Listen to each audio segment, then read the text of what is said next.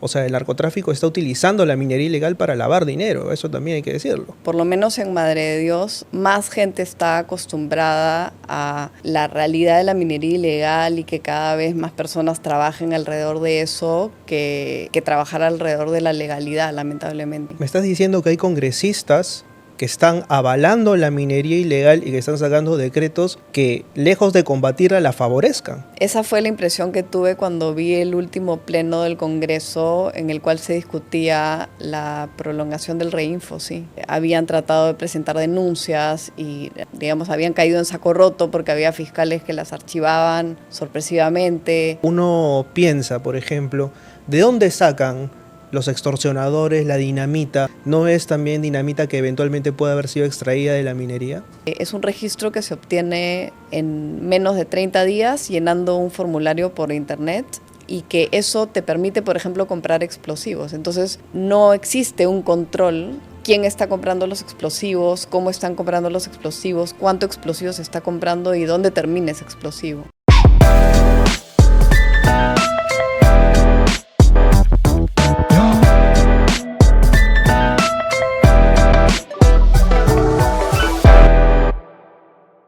Hay ficciones que uno quisiera que fuesen justamente eso, ficciones, pero hay otras ficciones que son peligrosamente reales porque la minería ilegal es un problema real y lamentablemente ya extendido a lo largo del Perú. Por eso hoy día vamos a hablar de Madre de Dios con Andrea Ortiz de Ceballos. Andrea, bienvenida al Buen Librero. Muchas gracias por la invitación. Cuéntale a la gente qué es una draga, qué pasa cuando una draga entra en la Amazonía. Cuando una draga entra en un cuerpo de agua, que para comenzar no debiera haber ninguna draga en cuerpos de agua, lo que hace es que remueve todo el ecosistema y quita protección y destruye el hábitat de miles de especies de fauna fluvial y también, bueno, quita sombra a las riberas. En el caso específico de la minería ilegal en Madre de Dios, pues se desperdiga el mercurio por todo el río, pero en realidad es toda la actividad de la minería ilegal, que implica trata de personas, que implica trabajo infantil, que implica una situación de seguridad que en el momento que escribí el libro estaba principalmente basada en Madre de Dios, pero ya sabemos que la inseguridad de la minería ilegal se extendió por todo el país. Pero pienso exactamente en cómo es que entra una máquina de 20 toneladas o de repente más a territorio peruano. O sea, qué complicidades hay detrás, ¿no? Porque una draga llega incluso a esos lugares a los que el Estado a veces no llega. ¿Cómo es que esto ocurre, no? Por la investigación que hice, hay dragas de todo tamaño, ¿no? Entonces hay desde dragas pequeñas hasta dragas que tienen pues 2 pisos y que alojan gente que duerme ahí, ¿no? Y efectivamente hay toda una red de corrupción al lado de las economías ilegales en general, pero de la minería ilegal en especial, que nuevamente cuando estaba haciendo la investigación para el libro, lo que relataba la gente en Madre de Dios es que ya había tomado pues ciertas alcaldías, gobiernos regionales, pero hoy vemos que se ha ido incluso hasta el Congreso. Sí he visto una evolución muy grande, porque yo comencé la investigación entre el 2018 y el 2019. Yo en el 2018 todavía vivía en Guatemala y venía a Lima y a Puerto Maldonado para conversar con algunas personas. También tuve algunas llamadas, algunas entrevistas por llamada telefónica, pero lo que ha sido impresionante para mí es como algo que no estaba para nada en el radar de Lima, por lo menos, o del entorno, digamos, ni en Lima ni en muchas otras regiones. Cuando yo terminé de escribir el libro y se pudo publicar, ya la minería ilegal había avanzado sin parar y se había convertido pues, en uno de los principales problemas del país. Guillermo Nugent hablaba, ¿no? Cuando uno habla de las zonas más alejadas del país, uno pensaría pues en Mongolia, en China, o sea, puntos realmente alejados del país, pero estamos hablando de cuestiones que ocurren a kilómetros de Lima, en el mismo territorio peruano, y son parte de la cotidianidad. ¿Se ha normalizado la violencia, te parece, de lo que ocurre detrás de la minería ilegal? Por lo menos en Madre de Dios, más gente está acostumbrada a la realidad de la minería ilegal y que cada vez más personas trabajen alrededor de eso que trabajar alrededor de la legalidad, lamentablemente, sí. ¿Dirías que es más complicado ser legal que ilegal en algún punto? Depende de las zonas del país, pero sobre todo en Madre de Dios hay muchísima criminalidad, entonces es complicado denunciar. Hay muchos activistas ambientales que, por ejemplo, han sido atacados directamente, periodistas que hacen una labor espectacular, como por ejemplo Manuel Cayo Quispe, que viene cubriendo el tema de la minería ilegal desde hace muchísimos años, desde que recién comenzó, y que pues sí, sabemos que siguen haciendo el trabajo de una manera muy valiente, pero que hay que pues protegerlos, ¿no? ¿Tú tuviste miedo cuando estabas realizando esta investigación? ¿Sabías que te estabas metiendo en camisa de 11 varas? Espero no haberme metido en camisa de 11 varas, la verdad, pero sí, en algún momento tuve miedo en un viaje que hicimos a Sonene. Pasamos la noche en la estación de los guardaparques en la Reserva Nacional Baguaja-Sonene y justamente estaban hablando que los mineros ilegales estaban en Palma Real, que era una comunidad a la cual íbamos a tener que ir al día siguiente. Entonces sí, en ese momento, en la noche, en la selva, en la estación de los guardaparques, sí recuerdo haber tenido miedo. ¿A qué tenías miedo exactamente? A que nos intercepten en el río, sí. ¿Qué te contaban las personas de ahí? Es que en ese momento, esa zona, que es la zona de la frontera con Bolivia, es la comunidad de Sonene, que queda en el río Heath, que es una comunidad de Eja, que es el río que marca la frontera entre Perú y Bolivia. En esa zona todavía no había mineros ilegales. Hoy ya hay, y eso te habla de cómo ha ido avanzando la minería ilegal. Pero lo que más decían esa noche, recuerdo, es que la gente en la comunidad de Palma Real, a donde teníamos que parar de regreso, ya estaba muy infiltrada por los mineros ilegales, que se había vuelto complicado ir a esa comunidad. Las personas que iban a entrar, yo no iba a entrar, yo me iba a quedar en el bote, porque yo ya había hecho la investigación que necesitaba hacer en Sonene, y en realidad para mí la investigación también era la travesía fluvial, porque esa zona del río yo no la conocía. Sobre todo, lo que más decían es que los mineros ilegales cada vez tomaban más cantidad de comunidades. Y por ejemplo, la comunidad Eja, que es un pueblo indígena en una comunidad que se llama Infierno, ya estaba totalmente Infierno se llama alineada a la minería ilegal, sí. En Palma Real ya se estaban alineando y en Sonene, que es donde sucede parte de la historia, todavía no había terminado de llegar la minería ilegal. Sí. Ahora, pienso en una mujer como Sara que termina regresando a la comunidad de Ceja. Ella regresa sin su hija y ahí es donde justamente se detona la trama porque ella quiere denunciar lo que ha pasado y se aferra a esta documentalista. Sí. Pero, ¿qué te contaban las mujeres de esa comunidad? ¿Qué pudiste conversar con ellas? O sea, ¿cuáles eran sus mayores temores? ¿A que se llevaran a sus hijas? ¿A que de pronto la minería ilegal atacara en sí a la comunidad? ¿O a qué? En realidad, cuando fui a esa comunidad, fui más a mirar cómo era la dinámica del pueblo. Sí conversé con personas, pero más para entender cómo era su día a día. Con quienes más hablé fue sobre todo con activistas ambientales, por ejemplo, que me contaban todo lo que estaba pasando en la zona de amortiguamiento de la Reserva Nacional de Tamopata, cómo habían tratado de presentar denuncias y habían caído en saco roto porque había fiscales que las archivaban sorpresivamente. El tema de trata de personas ha sido algo más que he conocido a través de las lecturas, porque en realidad los activistas ambientales no tocaban tanto ese tema, y específicamente en la comunidad de Sonene fui más a observar la dinámica del pueblo. Pero la problemática es tan amplia y tan profunda que en realidad sí, si hubiese tenido que investigar todas las aristas del problema, todavía no estaría publicado el libro.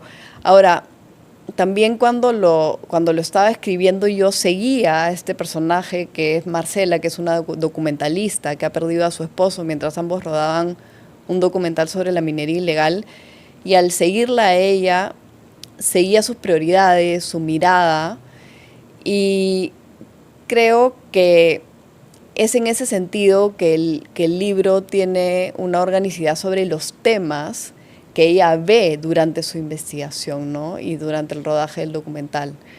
Entonces, por ejemplo, bueno, está mucho cómo afecta el dragado a los cuerpos de agua en los ríos de Madre de Dios.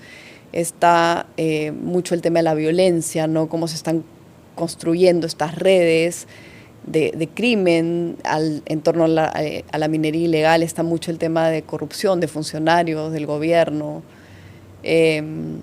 Sí, pero el tema de trata de personas específicamente es muy profundo y grave y está, digamos, mencionado en el libro de una manera pequeña, pero no es central. Claro. Sí. Hablemos de cómo es que una draga de pronto deja prácticamente como una especie de campo lunar los lugares en los cuales interviene, ¿no? Es decir, que no sé si ustedes pueden ver la portada del libro, enfócame ahí el primer plano, queda así.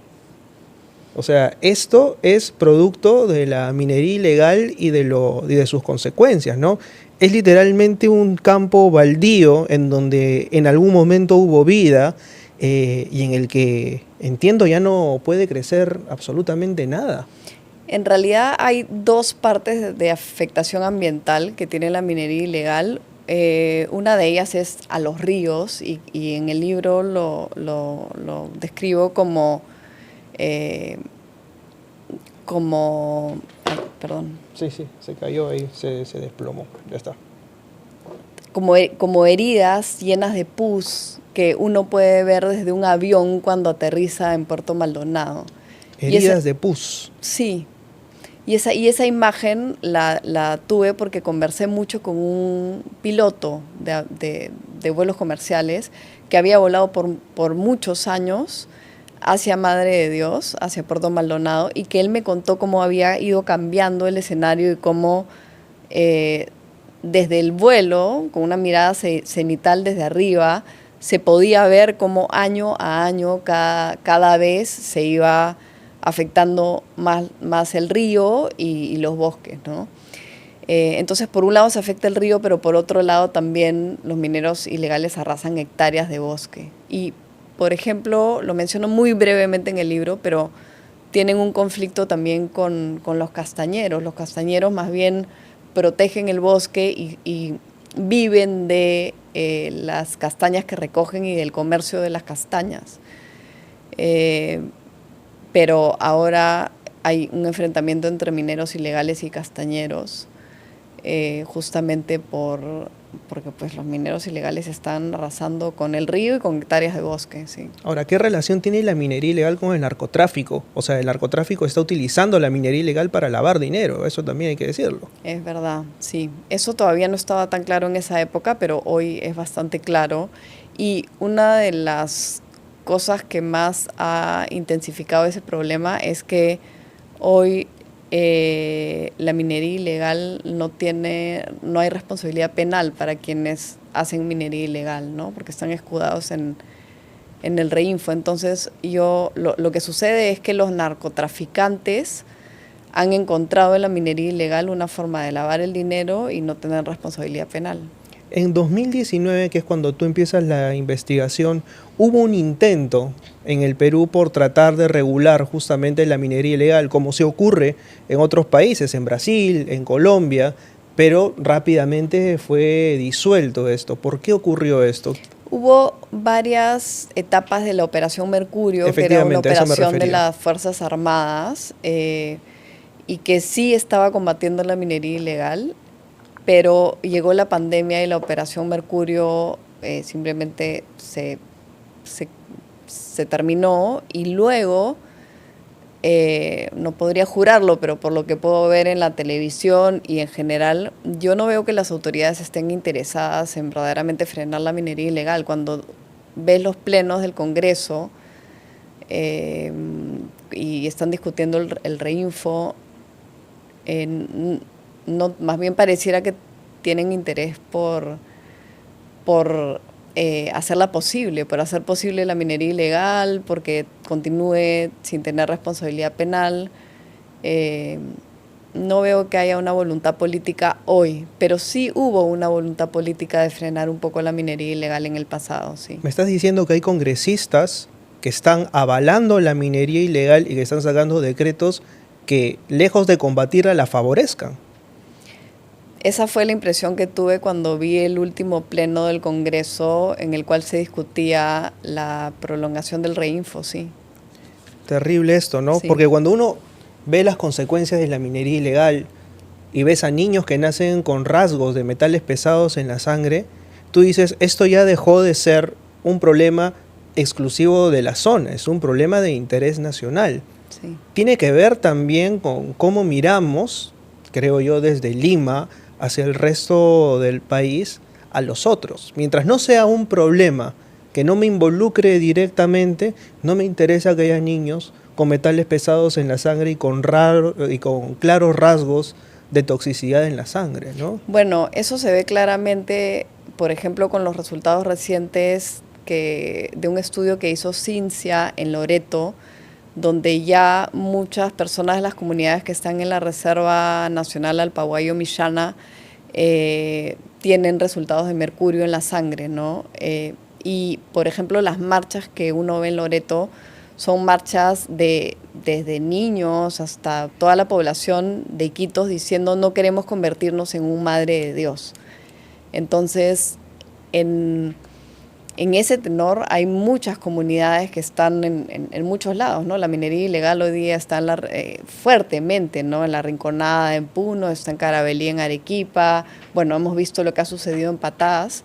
Y en la Amazonía la minería ilegal tiene una problemática que es un poco distinta porque está en cuerpos de agua y tiene un impacto terrible en los ecosistemas y en las comunidades, que son comunidades muy pobres, muchas de ellas comunidades indígenas, que están viendo afectada no solamente afectados sus ecosistemas, sino también sus costumbres. Ahora, tú que has navegado por diferentes partes de la Amazonía y que has tenido la oportunidad, entiendo, de interactuar con muchas de estas comunidades, ¿qué es lo que ellos te han contado? No solamente a propósito de la minería ilegal, sino de cuestiones básicas que el Estado debería de proveerles y que no les dan, por ejemplo. Bueno, en la selva la problemática es un poco distinta porque hay muchas horas de travesía fluvial entre las ciudades y las comunidades, ¿no? Entonces, sí, hay mucha precariedad. Algunas comunidades tienen, por ejemplo, solamente escuela primaria, no tienen un colegio completo, no tienen escuela secundaria. Muchas veces no hay ni siquiera una posta médica en las comunidades. Y yo escuchaba una vez a una persona decir, si se enferma tal especie de animal, sí viene la ONG tal porque hay un programa de conservación de la fauna silvestre en la Amazonía, pero si se enferma mi hijo, no me mandan un bote para llevarlo al centro médico más cercano. O sea, estás diciéndome que para algunas personas hay vidas que valen más que otras. Sí, sin duda. Qué terrible eso, ¿no? O sea, si es que uno hiciese el símil, podríamos decir que una pulsera de oro a veces puede valer más que una vida de un ciudadano peruano. Que ellos también son ciudadanos peruanos. Sí. Sí, hay mucha miseria alrededor de la minería ilegal que comienza como bonanza y ese es el truco, porque alguna gente te dice no tengo trabajo y, por ejemplo, en esta zona de Loreto, de Alpaguayo-Millana, a donde he ido hace más o menos poco, sí están preocupados por la minería ilegal. Es una reserva nacional, viven parcialmente del turismo. Es lindo, además, porque tienes estas playas de arena blanca maravillosas que es difícil encontrar eso en la selva peruana. Y la gente está entre aterrada y tentada, porque es dinero fácil, rápido, en zonas donde no hay trabajo, no hay posibilidades de empleo. Y ellos ya saben cómo termina, justamente porque tienen el ejemplo de Madre de Dios. Entonces sí se ha corrido mucho la voz. Por ejemplo, cuando dicen que que la minería informal, como la llaman, porque ahí hay una distinción que a veces es una línea demasiado fina, pero cuando dicen que genera 500.000 puestos de trabajo, yo pienso, 500.000 personas son solo las afectadas por el agua con mercurio de la minería ilegal en el río Nanay en Loreto. 500.000 personas son solo las afectadas en Loreto por el agua de la cuenca del Nanay. Entonces, sí, la minería ilegal comienza como cualquier tentación, ¿no? Como cuando viene el amigo a decirte, mira, prueba esta droga que es muy rica. Y el primer momento seguramente va a ser de diversión y de disfrute. Pero cómo termina, y hemos visto cómo termina, y hemos visto cómo termina en Madre de Dios, y hemos visto cómo termina en Patadas, y hemos visto cómo está terminando con estos últimos resultados de mercurio en la sangre de los pobladores del río Nanay en Loreto. Entonces es una gratificación muy corta y realmente tóxica. Algo que tú mencionas en la novela, ¿no? O sea, muchas de estas economías familiares tienen esta idea de que si tú tomas más de la selva, de lo que te permite la selva misma, Sí. es quien te castiga, ¿no? Sí. Entonces sacan lo necesario, tienen para poder vivir, pero cuando entra el capital extranjero a tratar de pervertir esto, automáticamente todos esos valores se terminan desvirtuando por justamente la ambición. Y es una ambición que parte de tratar de salir de la precariedad. El otro día, por ejemplo, escuchaba a un cafetalero quejarse a propósito de algo parecido, ¿no? Él dice, yo no puedo producir más café del que puedo vender, porque si yo sembrara todas mis hectáreas de café actualmente, no hay caminos para Claro. poder yo llevarlo a la ciudad y de pronto poder ofrecer mi producto. Entonces, ¿qué hago con todo ese café que se me queda? Queda como un excedente y por lo tanto termina siendo pérdida. Lo que muchos de mis compañeros aquí hacen es venderle esos terrenos a los cocaleros y decirles, el cocalero viene y te ofrece pagarte todo un año de producción y con eso terminan viviendo.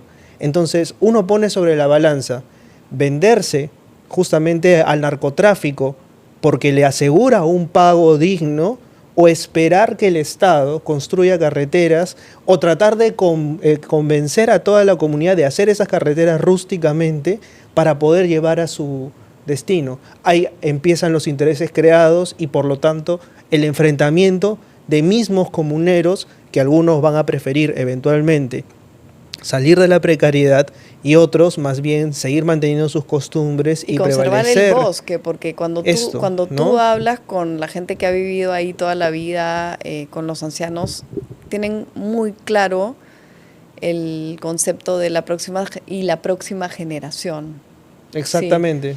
Sí. Y qué pasa si el bosque se acaba, ¿no? Ahora, mencionaste una idea que es muy bonita, que es de la comunidad de Ceja, Uh-huh. que es que cuando los hombres van a cazar al bosque, si cazan más de la cuenta, los dioses los cazan a ellos y ellos se vuelven en presa de los dioses que también son cazadores. Entonces, efectivamente, dentro de las enseñanzas de Ceja está que si tú, más allá de digamos, de lo que verdaderamente necesitas para vivir, con una avaricia extrema, cazas más de lo que debes, los dioses terminan viniendo a cazarte a ti. En ese sentido, por ejemplo, me imagino que has leído muchísimo a propósito de las leyendas mismas de muchas de estas comunidades. ¿Alguna particularmente te impactó? Lo que me gustó y sí lo puse en el libro es la idea de la Eshawa.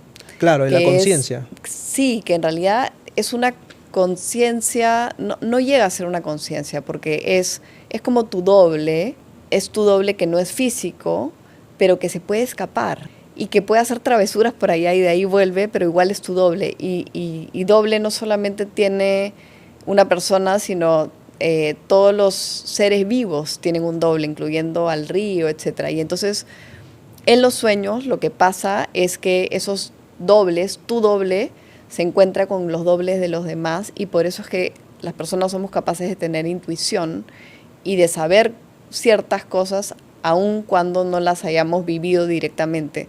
Y me hizo acordar en ese momento que estaba tratando de encontrar un símil, ¿no? Porque es está por un lado el subconsciente freudiano, está el concepto de alma judeocristiana, pero después pensé, no, es la sombra de Peter Pan. Es la sombra de Peter Pan que está cosida a sus pies, que es más traviesa que él, que de alguna manera hace de las suyas y que él tiene que ir a recogerla y cosérsela de vuelta a los pies. Claro. Es una mezcla de todo eso y es una imagen creo que impactante porque explica mucho, por ejemplo, la intuición humana y cómo hay algunas personas que pueden estar conectadas más allá de lo que han conversado específicamente o de lo explícito, ¿no?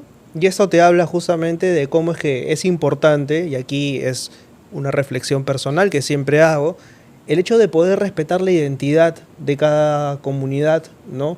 Cada comunidad viene a ser prácticamente una pequeña nación, ¿no? Sí, claro, es una pequeña nación que tiene, que tiene como incluso mitos fundacionales propios, que se relaciona con el resto de naciones de la zona. Por ejemplo, Eja, que son una de los pueblos más afectados por la minería ilegal ahora en esa zona, hay los que están en Bolivia, los que están en Perú, los que están en el río Hid y los que están en el río Madre de Dios. Y de alguna manera también se casan entre ellos, se reúnen, comparten experiencias, pero lamentablemente esas costumbres están comenzando a desaparecer en esa zona específica por la minería ilegal, en otras zonas por otros motivos, pero ahí de hecho por la minería ilegal. ¿Hubo un testimonio que a ti particularmente te rompió? Tú dijiste, ya, esto es lo último de lo cual yo pensé que un ser humano podía llegar a ser capaz. ¿Algún abuso particular que hayas podido atestiguar o por lo menos escuchar que se cometió contra una de estas comunidades? Bueno, no durante la investigación, pero hace poco, hace unos meses salió que los mineros ilegales usaban a los niños wampis de escudos humanos, por ejemplo. Y las comunidades indígenas afectadas no solamente son las de Madre de Dios, eso de los niños wampis es en la frontera entre Loreto y Amazonas. Hay comunidades aguajún bastante afectadas también.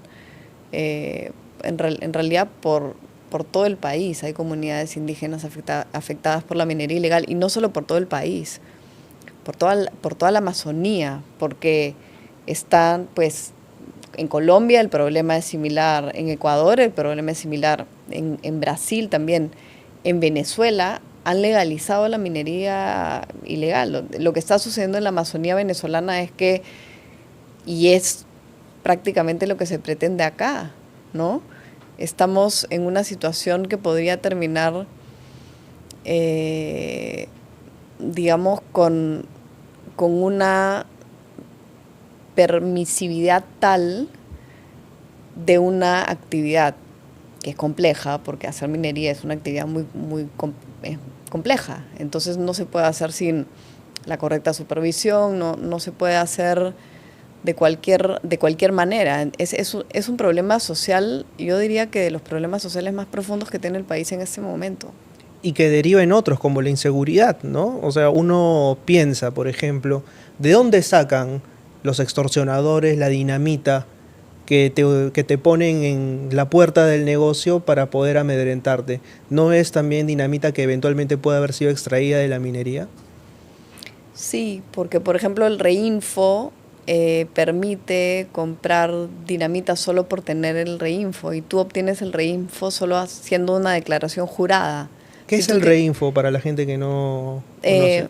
El Reinfo es el registro que tienen los mineros informales, Okay. que simplemente se registran frente al MINEM, y en un ratito, llenando unas cosas por internet, tú dices, esta es mi concesión, pero ni siquiera tienes que probar que es tu concesión. Con hacer una declaración jurada.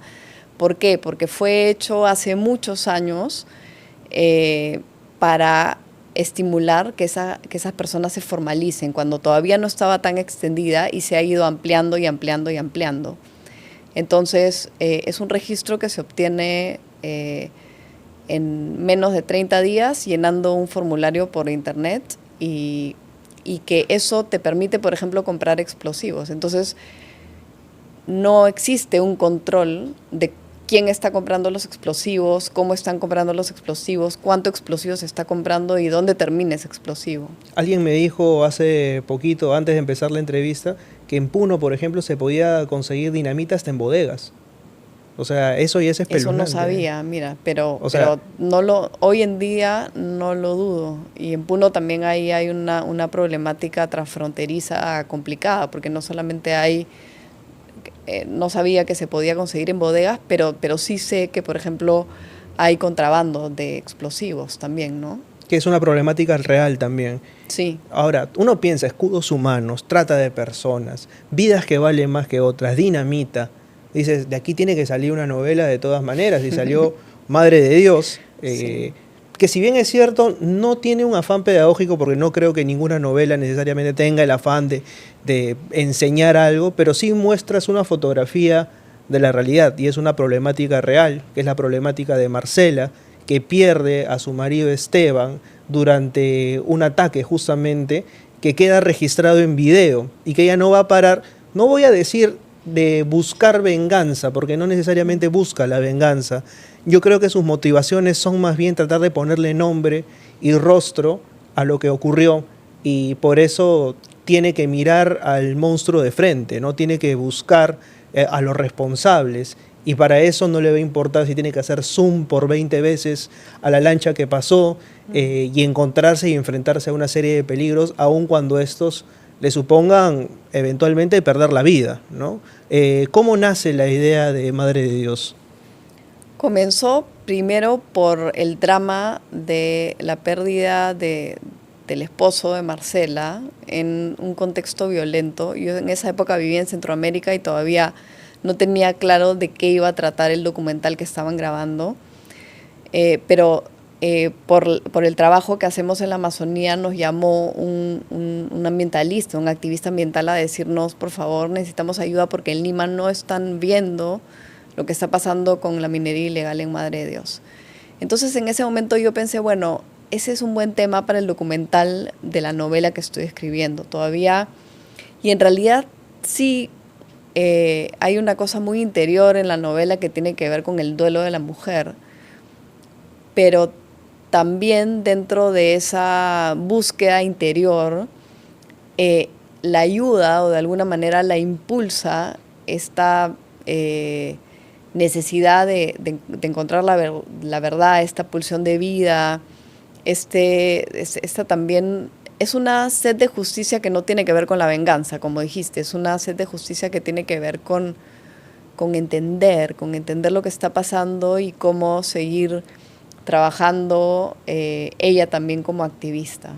Claro, incluso dejando de lado sus propias vacaciones, enfrentándose a su pareja de momento, ¿no? También es un poco eso, ¿no? Hasta dónde llegamos con tal de llegar a saciar nuestra sed de conocimiento, ¿no? Porque en este caso es ella quien quiere conocer. O sea, el duelo está como una segunda capa, pero la primera es tratar de conocer y ponerle rostro a la problemática. Para mí es una novela sobre la fe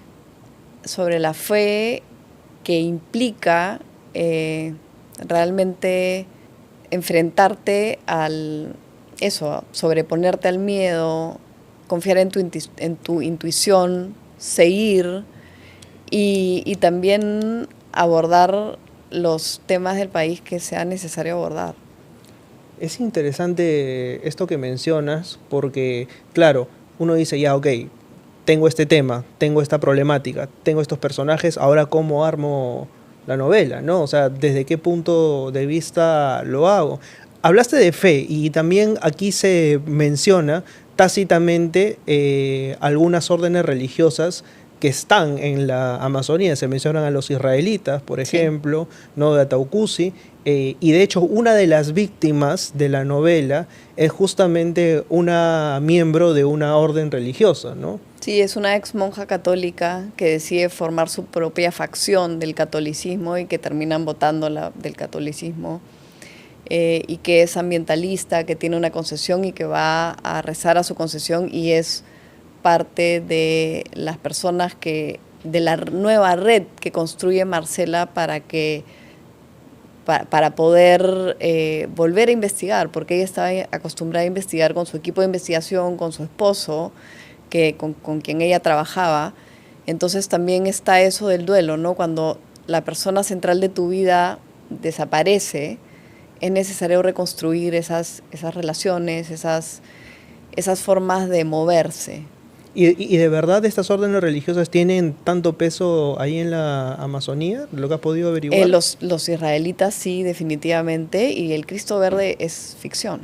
Ok, Sí. ok, ¿no? Porque sí, o sea, yo leía y dije, bueno, este tipo de... Porque además ella menciona que una de las activistas femeninas había escrito un libro que se llamaba Erótica Católica, ¿no? Sí, eso sí es cierto. Eso es una teóloga brasilera que se llama Anne-Marie Muraro, que escribió algo por un erotismo cristiano, que ella lideraba un movimiento católico que se llamaba Católicas por el Derecho a Decidir.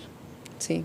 Ya, pero por ejemplo, ese personaje, si es que existiese en la vida... Ese no, no, sí no, existe. ella sí, pero me refiero, esta monja expulsada y demás sería caviarizada y tildada pues de Sin duda. comunista para arriba, Sí, ¿no? sí. Porque además es rebelde, ¿no? Y le cuenta, además me gusta porque este personaje hace toda una postura teológica en torno a la construcción de su propio personaje, o sea, le explica a Marcela el por qué esta orden, digamos, es de los radicales y llama a Bergoglio tibio, además, Sí. ¿no? Porque dice, no, Bergoglio no dijo las cosas que realmente decía su congregación original que pertenecía a la teología de la liberación, Sí, ¿no? como que Bergoglio estaba haciendo un ademán reformista cuando realmente había una reforma mucho más profunda que hacer en la iglesia. Es la posición de ese personaje.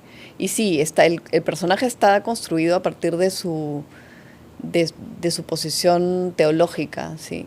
Y tú dices que Marcela tiene algo, no necesariamente de esa fe en particular, pero sí la fe de encontrar algo y de finalmente saber la verdad, ¿no? La fe de continuar, la fe de saber que a través de su trabajo ella puede rendirle de alguna manera un homenaje a Esteban. Y sí, la fe de no necesariamente vivir de la manera que esperan que vivas, sí. De 2024, que ha sido publicada la novela a finales de 2024 hasta ahora, la minería ilegal ha seguido avanzando. También, digamos que el libro se ha estado haciendo mucho más conocido. Ahora sí, ¿tienes algo más de temor a propósito de lo que has dicho? Sabemos que es ficción. Sí, pero... yo el libro lo terminé de escribir en el 2022 realmente. Ya. Y en el 2024 se publicó. Y sí creo que la minería ilegal pues ha avanzado de una manera que yo no lo esperaba. Y me recuerda a un libro que se llama El Día de la Lechuza, de Leonardo Sciascia, que es sobre la mafia italiana. Y él dice que cuando escribió ese libro en los 60s, el Parlamento negaba la existencia de la mafia siciliana. Y él escribió el libro no como una denuncia a la mafia, luego se ha tomado como una denuncia, sino había una situación sobre un crimen y él, como siciliano, fue investigando alrededor de eso y pues la mafia caía, digamos, se caía de madura, porque... Y yo siento que me ha pasado algo así también con lo de Marcela. Yo he comenzado a investigar por una circunstancia de un duelo de pareja y la he seguido y el tema se ha caído de maduro conforme ha ido avanzando y digamos, lo grave que se ha vuelto y lo grave que se volvió también conforme yo continuaba la investigación, pero no necesariamente lo tenía así de claro en un principio. Yo no quería hacer una novela sobre la minería ilegal, yo quería hacer una novela sobre una mujer que había perdido a su esposo durante el rodaje de un documental. La novela es también eso, es una novela sobre el duelo. El tema se ha vuelto tan grande que que yo he sentido algo parecido, que es como al principio que minería ilegal, no, pero eso está por allá, por la selva, está muy lejos. Bueno, sí hay un poco de eso, pero no tanto, o es un tema muy puntual. Y, y conforme ha pasado el tiempo, se ha entendido que no es un tema muy puntual. Y que es un tema que está realmente afectando a todas las capas del país, desde las extorsiones, el sicariato, el financiamiento que el narcotráfico hace de la minería ilegal, toda la devastación ambiental en la Amazonía, la cantidad de hectáreas de bosque devastadas, los niños siendo utilizados para trabajos que les generan enfermedades, las mujeres afectadas por la trata de personas, la corrupción del Estado. Es un problema muy, muy grande y lamentablemente muy rico como lugar donde escribir una ficción. Hay dos duelos ahí, ¿no? Uno es evidentemente el de Marcela y otro es el de Lulú, o sea que ya ve que su padre está enfermo, Sí. pero acepta la muerte con una resignación alucinante. Y con una ¿no? naturalidad Sí. también, ¿no? O sea, y eso es Sí. lo que me llama la atención, estos contrastes que tiene la novela, ¿no? Por un lado, el de Marcela, que asume el duelo como parte de encontrar la verdad, pero por otro lado el de Lulú, ¿no? Que ya sabe que su padre está enfermo de cáncer y le dice en la entrevista final a justamente Marcela, en ese momento importaba que no supiesen el nombre de mi papá, ahora ya no importa nada. Sí, es verdad. O sea, ya pasó. O sea, es como que yo ya me hice la idea de que mi papá se iba a morir en algún momento. Y me lleva a pensar, es como con tanta naturalidad, mucha gente, víctima de la minería ilegal, ve la esperanza de vida mermada también, ¿no? Porque saben que o mueren muy jóvenes, o víctimas de alguna enfermedad, o víctimas de algún accidente. Porque ¿a quién le reclamas si eres víctima de la minería ilegal, directa o indirectamente, ¿no? Sí, ese es el problema de fondo. Y en el caso de Lulu también está el duelo por su infancia. El haber crecido como hija de un minero ilegal de Madre de Dios, ha tenido que ver cosas que un niño no debería ver en su vida, ha tenido que vivir realidades, incluso con el privilegio que significa ser hija de un padre rico, porque ya es un minero que eventualmente comenzó pequeño pero se volvió rico. Es una niña que tiene mucho dolor metido adentro porque ha tenido que ver cosas desde muy joven que no debería ver una niña, ¿no? Claro, yo me pongo a pensar, si mañana se acabara de pronto la fiebre del oro en el mundo, que creo que eso es imposible, ¿qué le quedaría a Madre de Dios, ¿no? O sea, hectáreas deforestadas, niños con metales pesados en el cuerpo, gente con un tipo de duelo diferente al que tienen que poder cargar, y un Estado que sí o sí va a seguir dándoles la espalda, ¿no? Y creo que esa es la peor deforestación, porque estamos hablando de una deforestación que además de Moral, ambiental es, ¿no? o- Sí. es humana, ¿no? Es humana, es una deforestación del alma casi. Y algo que menciona la novela es, ¿y todo por qué? Por oro. El oro finalmente es un adorno. O sea, el 70%, como menciona una de las protagonistas, se va pues, ¿no? A joyerías, y el otro 30% se va ¿a qué?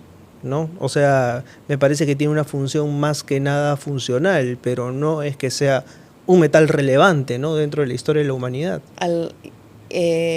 Y sobre todo frente a lo que significa la Amazonía para el mundo, ¿no? Lo que significa para la Amazonía en términos de reoxigenación para el planeta, de biodiversidad, de cantidad de especies. Hay especies que solo existen en la Amazonía.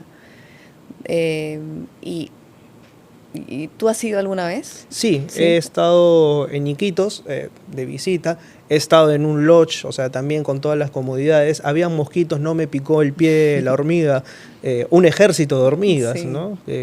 Eso me pasó, eso sí me te pasó, pasó. eso me pasó Y tampoco cuando encontraste el botiquín. no había botiquín en el sitio de los guardaparques de la reserva Bahuaja-Sonene, no tenían botiquín y yo no había llevado un antialérgico, sí, eso Pero me esto pasó. eso es grave también, ¿no? O sea, imagínate, estás expuesto todo el tiempo, te pica algo y de pronto, chau, porque si no tienes la protección necesaria, evidentemente eso se puede hinchar, puede ocurrir cualquier desgracia, ¿no? Y Sí, o- sí. Pero bueno, eso es anecdótico, pero efectivamente, cuando estás en la selva te das cuenta lo impactante que es y lo importante que es protegerla. Ahora uno piensa, ¿no? Qué ingratos somos con la selva. ¿Podemos recuperarla? ¿Tú crees que podemos recuperar la selva todavía? Sí, podemos recuperar la selva, pero es importante eventualmente generar economías sostenibles dentro de la selva, de tal manera que, que se pueda vivir de una manera más afín a la naturaleza. Y hay un montón de zonas que operan con economías sostenibles en la selva y que funcionan muy bien. Todavía hay reservas nacionales que no están afectadas por la minería ilegal. La Reserva Nacional de Tambopata, por ejemplo, hay una zona que sí, hay una zona que no. Hace poco hemos visto que la minería ilegal también ha afectado no se llama reserva, se llama Parque Comunal Amaracaeri. Pero bueno, hay zonas donde no hay minería ilegal, como por ejemplo la Reserva Nacional Pacaya-Samiria no tiene minería ilegal. El Manu lamentablemente sí tiene, mira, el Manu en la frontera justamente de Madre de Dios con Cusco, hay por ahí, me parece que son poblaciones aguajún, pero no estoy segura. No, son machiguengas. Esas zonas son poblaciones machiguengas que están afectadas por la minería ilegal.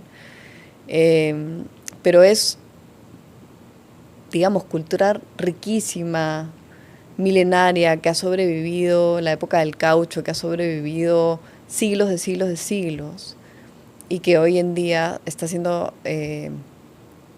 devastada. Yo y que no digo, tiene cómo protegerse además, porque 5 o 10 horas de travesía fluvial adentro del río, no hay ni cómo levantar la mano y frente a quién. No existen los mecanismos de denuncia, y quienes acceden a los mecanismos de denuncia muchas veces son bloqueados o son amenazados. Sí, es algo que se puede revertir y que hay que tratar de revertir y proteger. ¿te has puesto a pensar cuánto puede costar el silencio de un policía? Depende de qué policía, me imagino.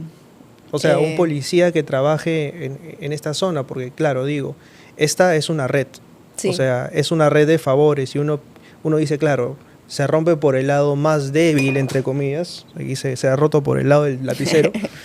Pero pienso, por ejemplo, claro, el policía atado además con una jefatura de departamento, esta jefatura de departamento a un regidor o a alguna autoridad, esta autoridad a alguien más, y así la cadena se va desmembrando hasta llegar a peces gordos, ¿no? Hay mucho miedo incluso adentro de la policía, porque yo sí he conocido policías que quieren hacer su trabajo bien y que quieren hacer las incautaciones correspondientes, pero hay mucho miedo porque si el que está arriba no quiere hacer las incautaciones correspondientes, tú, aunque quieras, hay mucha política interior que no estamos viendo, y sin duda hay fiscales que hacen bien su trabajo, pero lamentablemente lo sacan porque justamente están haciendo bien su trabajo.